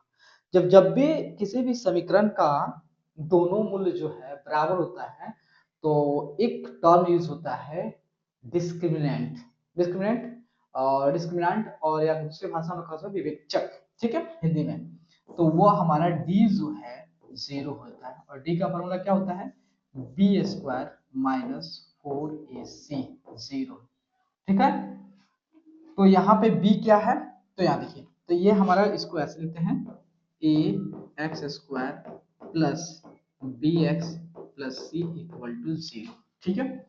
तो b क्या है हमारा, यहाँ b जो है -8, ठीक है, -4, a क्या है 1 है, c क्या है आपका q है 0। इसको उधर ले जाते हैं तो 8 अठाई 64, 8 है ना, तो 8 64 हो गया, और इसके 4 क्यू, 4 से 16 चौका 64, तो मतलब क्यू का मान कितना आ गया 16, समझे।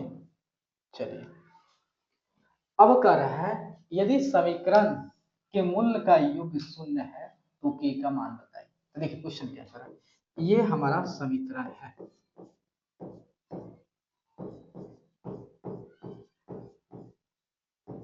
ठीक है, ये समीकरण है, इसको थोड़ा सा अच्छे से अरेंज कर लेते हैं। क्या होगा 4kx माइनस के, इसको इधर लाते हैं तो आपका x माइनस 4kx, और इसको भी इधर ला लेते हैं तो आपका प्लस के 0, तो x² माइनस x कॉमन कर लेते हैं तो आपका हो जाएगा, यहाँ क्या हो जाएगा 1, और यहाँ हो जाएगा -4x प्लस 4k, और यहाँ पे k 0, फिर से आपका क्या हो गया ax² plus bx plus c equal to 0, ठीक है। अब यहाँ कह रहा है कि इसके जो दो मूल्य आया है उस दो मूल्य का योग जो है 0 है, मतलब अल्फा प्लस बीटा का मान कितना है 0 है। तो यहाँ पे अल्फा प्लस बीटा क्या होगा -b/a0 हो गया माइनस b, तो b का मान कितना है, तो b का भैया थोड़ा सा इसको थोड़ा अच्छे से सुधारोगे तो आपको रियलाइज हो जाएगा, यहाँ पे थोड़ा अच्छा से दिखेगा। देखिए मैं आपको क्या बता रहा हूँ, प्लस लिख दिया और यहाँ पे हमने x इधर लिख देता हूँ, ठीक है, और यहाँ पे हम लिख देते हैं क्या 1 प्लस 4k लिख देते हैं, आपको लिख दीजिएगा ये आपका क्या है b है, ठीक है। तो माइनस, तो आपका क्या हो गया 1 प्लस 4k बटा एक कितना है 1 है, 0 आ गया, तो यहाँ माइनस माइनस खत्म हो जाएगा, 1 प्लस 4k 0, तो 4k क्या होगा, इधर प्लस है इधर -1, तो k का मान कितना होगा 1/4 हो जाएगा, ठीक है। तो k का मान हो जाएगा -1/4, ऑप्शन सी, समझे। चलिए अब आते हैं, कह रहा है कि इस समीकरण का विवेचक निकालना है, यही हमें डिस्क्रिमिनेंट है, तो हमारा क्या है d है, तो क्या होता है इसका formula b² minus 4 b² minus 4ac, तो यहाँ पे b क्या हो गया, देखिए ये हमारा हो गया ax² plus bx plus c, ठीक है। तो b क्या है हमारा 10 है, तो 10 का स्क्वायर माइनस 4, ए क्या है हमारा, ए जो है 5 गुना √5 है, ये हमारा ए है, सी क्या है √5 है, तो 10 का 100, यहाँ देखिए √5 √5 5 5, 25, 25 का 100, क्या आ गया हमारा 0 आ गया। जो हमारा जो विवेचक है कितना आ गया 0 आ गया, समझिए। तो 0 का है यहाँ, ठीक है। अब चलते हैं 36 में। देखिए कह रहे हैं यदि इस समीकरण के जो मूल्य जो है साइन थीटा कॉस थीटा है तो बी स्क्वायर का मान क्या होगा, ठीक है। तो यहाँ देखिए ये हमारा क्या है समीकरण है, A X square plus B X plus C 0, ये हमारा समीकरण है। और इसके जो अल्फा और बीटा का मान कितना दिया है साइन थीटा और कॉस थीटा दिया है, ठीक है। तो हमें बी स्क्वायर का मान पूछा है। तो एक बात देखिए, तो यहाँ पे साइन थीटा कॉस का क्या है इसके मूल्य है, तो हम क्या करते हैं तो इसके मूल्यों का योग निकालते हैं। अल्फा प्लस बीटा क्या होता है माइनस बी बाई ए होता है, तो मतलब sine theta plus cos theta यही तो मूल है ना, तो माइनस बी बटे ए होता है, ठीक है। तो यहाँ देखिए दोनों साइड वर्क करते हैं। तो इसको थोड़ा सा कलर चेंज कर ले।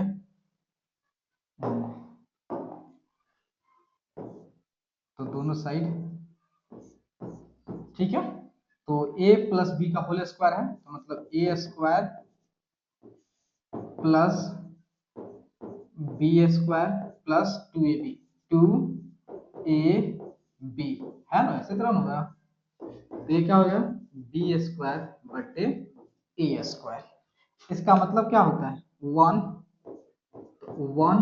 प्लस जो है 2 साइन थीटा कॉस थीटा क्या होगा बी स्क्वायर बटे ए स्क्वायर। यहाँ देखिए यहाँ पे आपको क्या दिख रहा है, यहाँ पे ये दिख रहा है आपका दो मूल्यों का गुणनफल दिख रहा है। दो मूल्यों का गुणनफल निकाल दीजिए, मतलब अल्फा बीटा का क्या होता है सी बाई ए होता है।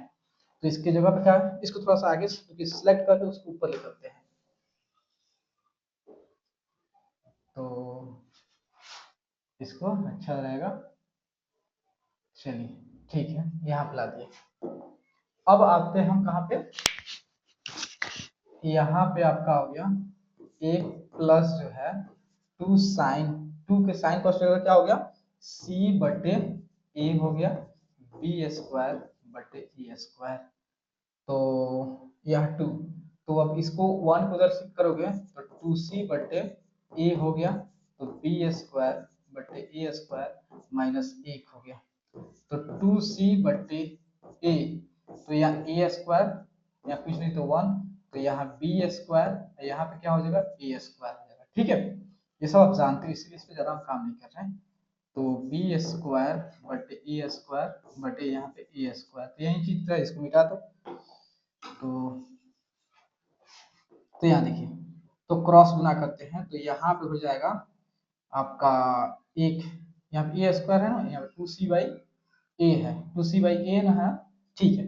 तो एक ए से जो है एक एक खत्म हो गया, तो यहाँ पे 2c ए हो जाएगा और यहाँ पे बी स्क्वायर माइनस ए स्क्वायर हो जाएगा, ठीक है। तो हमें बी का मान निकालना, तो ए को इधर शिफ्ट कर दो, तो 2ca प्लस ए स्क्वायर बी स्क्वायर। तो बी स्क्वायर मान कितना 2ca प्लस ए स्क्वायर, कहाँ है ए स्क्वायर प्लस 2ca, यही तो है 36 का। चलिए अब कह रहा है यदि यदि समीकरण इस समीकरण के मूल अल्फा और बीटा है तो इसका मान क्या होगा। ये भी आसान है, तो यहाँ देखिए 3x plus 3x plus 2 square minus 6 0। सबसे पहले इसको खोल लीजिए, तो 3 कॉमन कर लीजिए, 3 कॉमन करके हटा दीजिए, तो यहाँ हो जाएगा x प्लस 2 का होल स्क्वायर माइनस 2 0 हो गया। तो a प्लस बी का होल स्क्वायर, तो A square plus B square plus 2ab और यहाँ पे ये हो गया, तो ए स्क्वायर प्लस 4x 4 में से 2 गया 2 0 हो गया, ठीक है। ये हो गया। अब यहाँ पे जो है इसका मान निकालना है, 1 प्लस अल्फा प्लस 1 बीटा का मान क्या होगा, अल्फा बीटा। तो यहाँ पे बीटा प्लस अल्फा, इसको ऐसे लिख सकते हो, अल्फा प्लस बीटा और अल्फा इंटू बीटा का मान निकालना है, ये मान निकालना है, तो जो कि इसके बराबर है। तो यह देखिए अल्फा प्लस बीटा का मान क्या होगा, कलर चेंज करते हैं आपको,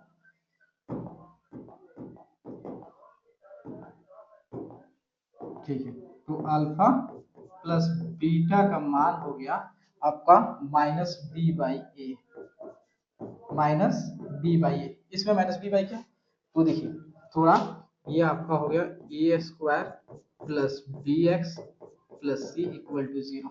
तो इसमें बी क्या हो गया, 4 हो गया,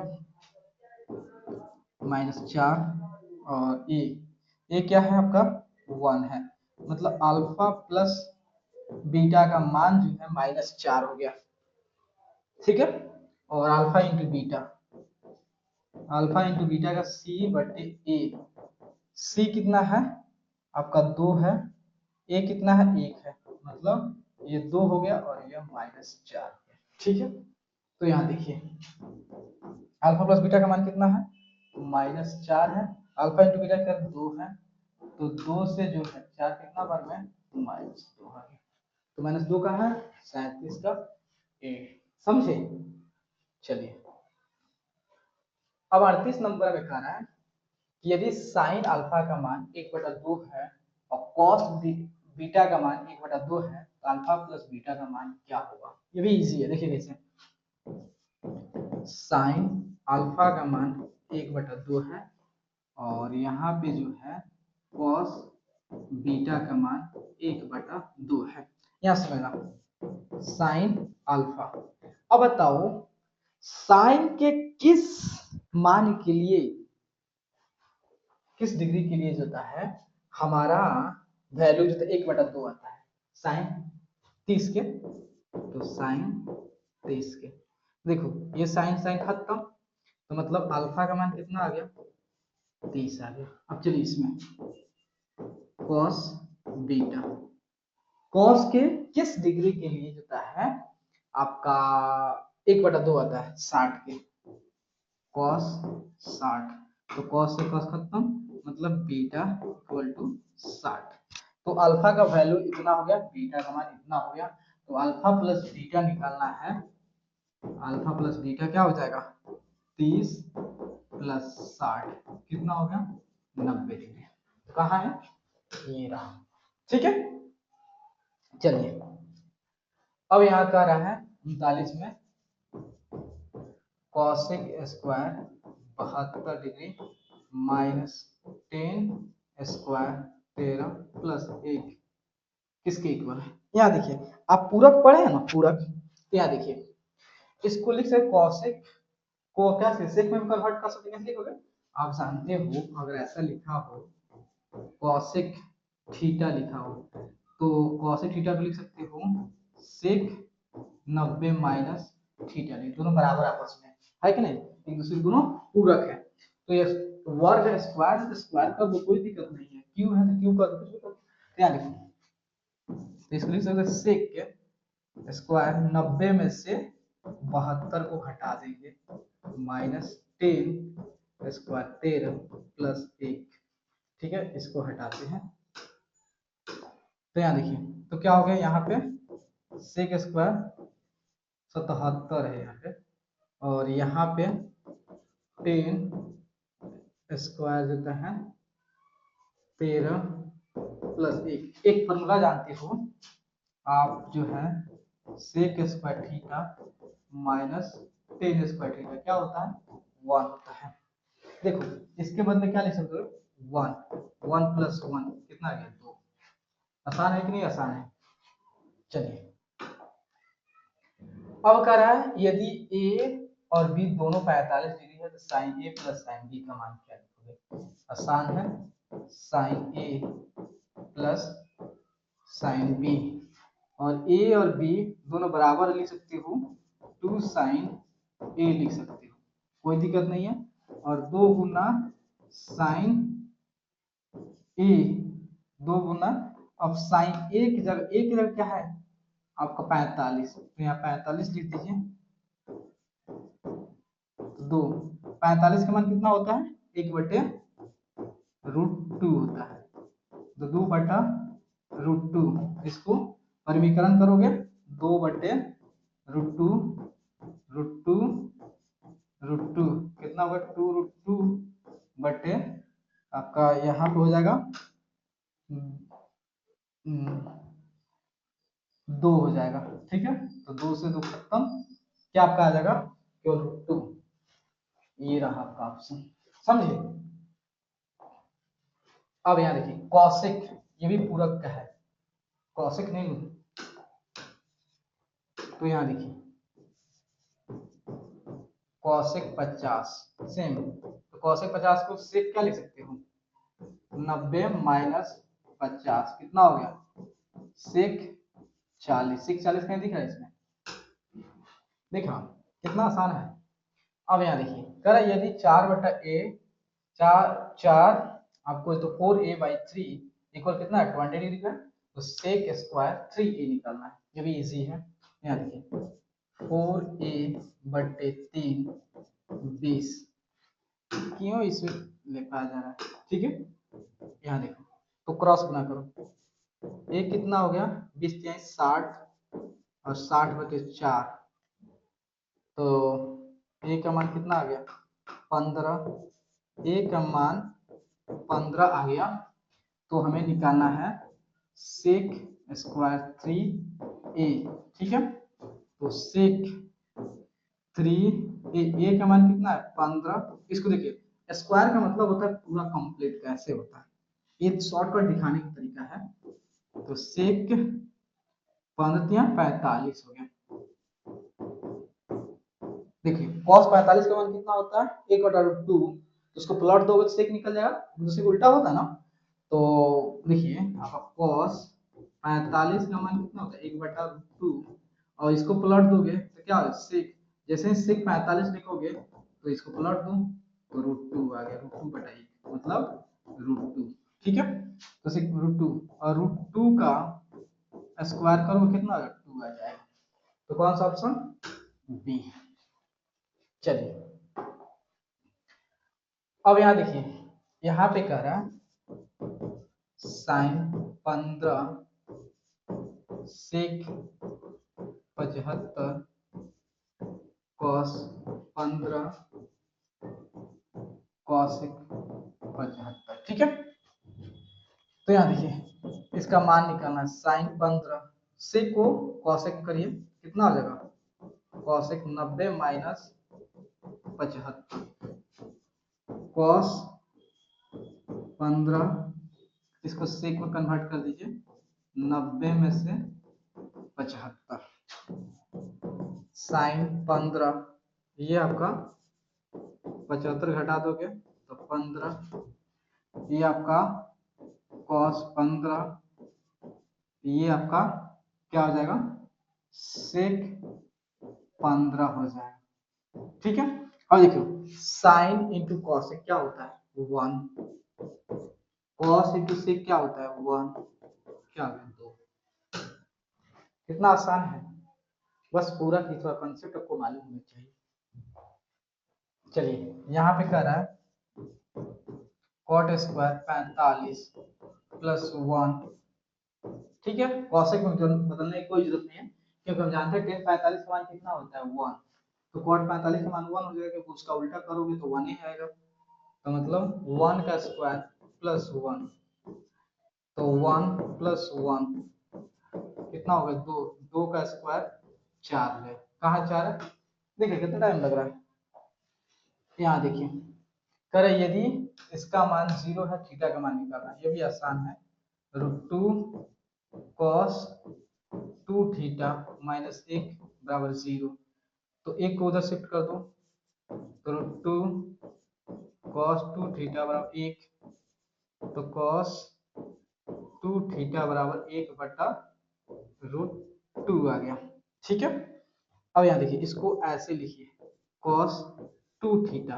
अब बताओ cos के किस डिग्री के लिए, किस किस कितना के लिए जो होता है? 1/√2 होता है, तो cos आपका 45 का, तो लिख सकते हो cos 45 इसके जगह, मतलब cos 45 का मान जो कितना होता है 1/√2 होता है। तो √2 का 1/√2 की जगह हमने ये लिख दिया, कोई दिक्कत थोड़े है।